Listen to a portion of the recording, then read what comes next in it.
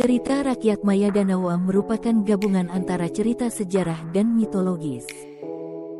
Cerita ini merupakan latar belakang pelaksanaan Hari Raya Galungan bagi umat Hindu. Pada zaman dahulu, bertahta seorang Raja Maya Danawa, keturunan Daitya, raksasa, di daerah Blingkang, sebelah utara Danau Batur, anak dari Dewi Danu Batur. Beliau adalah raja yang sakti dan dapat mengubah diri menjadi bentuk yang diinginkannya. Beliau hidup pada masa Empu Kulkuti. Oleh karena kesaktian sang raja, daerah Makassar, Sumbawa, Bugis, Lombok dan Blambangan dapat ditaklukkannya. Karena kesaktiannya, Maya Danawa menjadi sombong dan angkuh. Rakyat Bali tak diizinkan lagi menyembah Tuhan, dilarang melakukan upacara keagamaan dan merusak semua pura. Rakyat menjadi sedih dan sengsara, namun tak kuasa menentang raja yang sangat sakti. Tanaman penduduk menjadi rusak dan wabah penyakit menyerang di mana-mana.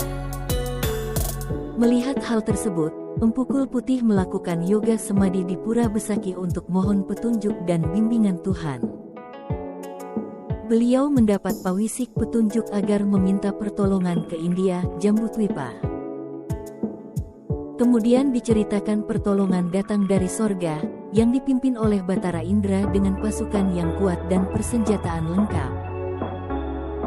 Dalam penyerangan melawan Maya Danawa, pasukan sayap kanan dipimpin oleh Citrasena dan Citrangada.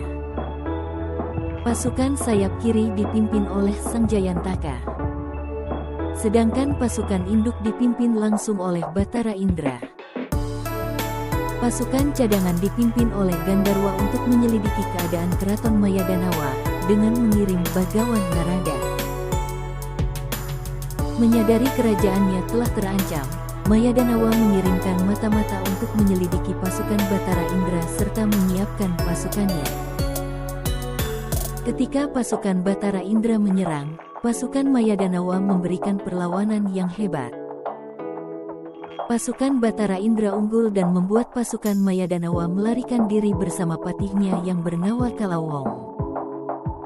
Karena matahari telah terbenam, peperangan dihentikan. Pada malam harinya, Maya Danawa menciptakan mata air yang beracun di dekat tenda pasukan Batara Indra. Agar tidak meninggalkan jejak, ia berjalan mengendap dengan memiringkan telapak kakinya, sehingga daerah itu kemudian dikenal dengan nama Tampak Siri. Keesokan harinya banyak pasukan Batara Indra yang jatuh sakit karena minum air yang beracun. Melihat hal itu, Batara Indra kemudian menciptakan mata air yang kemudian dinamakan Tirta Empul, dan semua pasukannya bisa disembuhkan kembali. Batara Indra dan pasukannya melanjutkan mengejar Maya Danawa. Untuk menyembunyikan dirinya, Maya Danawa mengubah dirinya menjadi manuk raya ayam dan daerah tersebut dinamakan Desa Manukaya. Batara Indra tak bisa ditipu dan terus mengejar. Maya Danawa mengubah dirinya menjadi buah timbul sehingga daerah itu dinamakan Desa Timbul. Kemudian menjadi busung, janur, sehingga daerah itu dinamakan Desa Blusung. Menjadi susuh sehingga daerah itu dinamakan Desa Panyusuhan, kemudian menjadi bidadari sehingga daerah itu dinamakan Desa Kadewatan dan menjadi Batu Padas bersama patihnya si Kalawong. Batu Padas tersebut dipanah oleh Batara Indra sehingga Maya Danawa dan patihnya menemui ajalnya. Darahnya terus mengalir membentuk sungai yang disebut Sungai Petano. Sungai itu dikutuk oleh Batara Indra. Jika air sungai itu digunakan untuk mengairi sawah akan menjadi subur, tetapi ketika dipanen akan mengeluarkan darah dan berbau bangkai. Kutukan itu berumur 1000 tahun.